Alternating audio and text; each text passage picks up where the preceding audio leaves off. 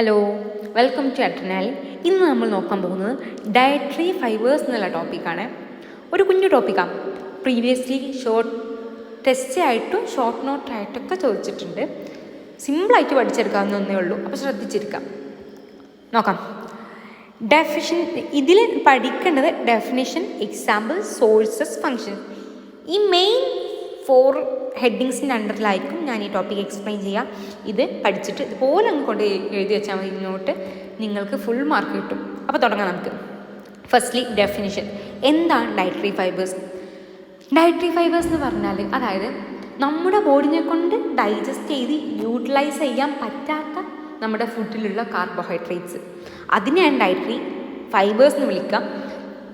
It is also known as unavailable carbohydrates. എന്തുകൊണ്ടാണ് unavailable carbohydrates എന്ന് പറയാൻ കാരണം നമ്മുടെ ബോഡിക്ക് അത് അൺഅവൈലബിളാണ്.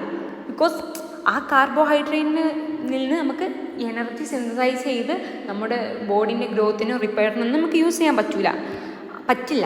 അതുകൊണ്ട് തന്നെ ആ കാർബോഹൈഡ്രേറ്റ്സ് എന്താ, അൺഅവൈലബിളാണ്. ഓക്കെ, നെക്സ്റ്റ് നമ്മൾ നോക്കുന്നത് എക്സാമ്പിൾസ് ആണ്. എക്സാമ്പിൾസ് ഫോർ ഡയറ്ററി ഫൈബേഴ്സ് ശ്രദ്ധിച്ചിരിക്കാം. Cellulose, hemicellulose, lignin, pectin, gum, mucilage etcetera. ഇതെല്ലാം കേട്ടുപരിചയമുള്ള പേരല്ലേ. പ്ലാന്റ് സെൽ വാൾ മെറ്റീരിയൽസ്, അവിടെയൊക്കെ കേൾക്കാൻ ചാൻസ് ഉണ്ട്. ഓക്കെ, എക്സാമ്പിൾസ് കഴിഞ്ഞ്, ഡെഫിനിഷൻ കഴിഞ്ഞ്, എക്സാമ്പിൾസ് കഴിഞ്ഞ്. Next going to sources. Main source എന്ന് പറയുന്നത് എല്ലാ വെജിറ്റബിൾസിലും ഈ ഡയറ്ററി ഫൈബേഴ്സ് പ്രസൻ്റ് ആണ്. Generally all vegetables contains dietary fibres. Then bran of cereals. മലയാളത്തിൽ തവിട് എന്ന് പറയും. നമ്മൾ തവിട് കേട്ടില്ലേ? നോർമലി സെറിയൽസൊക്കെ യൂസ് ആക്കുമ്പോൾ തവിട് കളഞ്ഞിട്ടുള്ളതാണ് മാർക്കറ്റിലൊക്കെ അവൈലബിൾ. അപ്പോൾ തവിടുള്ള ഇത് സെറിയൽസ് കഴിക്കാൻ നോക്കുക.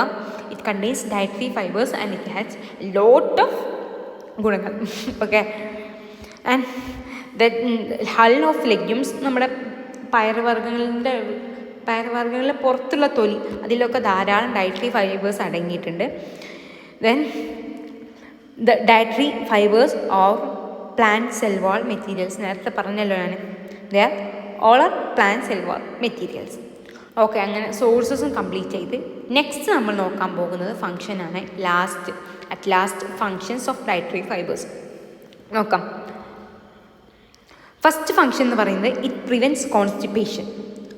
ഈ നമ്മുടെ ഡയറ്ററി ഫൈബേഴ്സ് ഈ ഫുഡിന് ഒരു ബൾക്കിനെസ് പ്രൊവൈഡ് ചെയ്തിട്ട് and it helps in peristalsis and normal motility of the GI. Hence it prevents constipation. Okay അല്ലേ?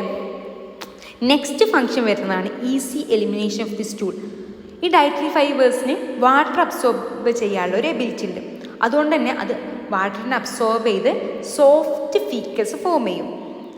സോഫ്റ്റ് ഫീക്കസ് ആയതുകൊണ്ട് എന്താ, easy elimination of stool is there. Okay, ഈ സോഫ്റ്റ് ഫീക്കസ് ഫോം ചെയ്ത്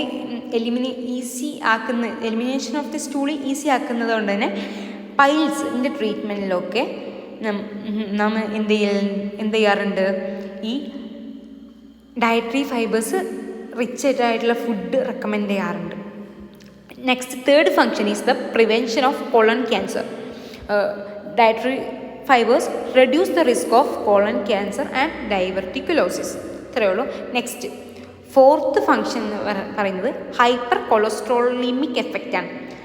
ഈ ഡയറ്ററി ഫൈബേഴ്സിന് ബൈൽ സാൾട്ടും കൊളസ്ട്രോളൊക്കെ എന്ത് ചെയ്യാൻ പറ്റും, അബ്സോർബ് ചെയ്യാൻ പറ്റും.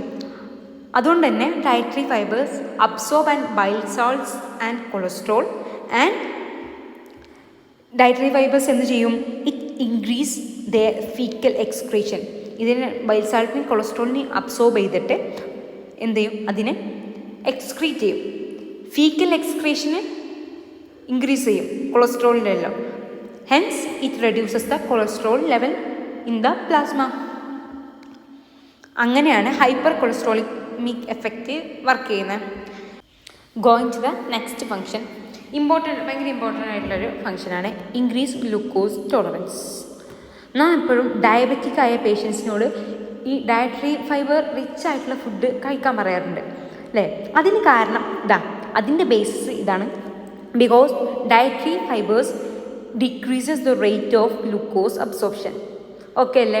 അതുകൊണ്ട് നമ്മളെ ഡയറ്ററി ഫൈബേഴ്സിന് ഗ്ലൂക്കോസ് അബ്സോർപ്ഷൻ്റെ റേറ്റ് കുറക്കാൻ പറ്റുന്നതുകൊണ്ടാണ് ഈ ഡയബറ്റീസ് പേഷ്യൻസിൽ നമ്മളിത് റെക്കമെൻഡ് ചെയ്യുന്നത്. Okay, going to the next function, satiety value. ഈ ഡയറ്ററി ഫൈബേഴ്സിന് ഫുഡിനൊരു ബൾക്കിനെസ് ആഡ് ചെയ്തിട്ട് നമ്മുടെ വയറിനൊരു ഫുൾനെസ് എഫക്റ്റ്, അതായത് എപ്പോഴും ഡയറ്ററി ഫൈബേഴ്സ് റിച്ച് ആയിട്ടുള്ള ഫുഡ് കഴിച്ചാൽ പെട്ടെന്ന് വയറ് ഫുള്ളായൊരു ഫീലിംഗ് ഉണ്ടാവും.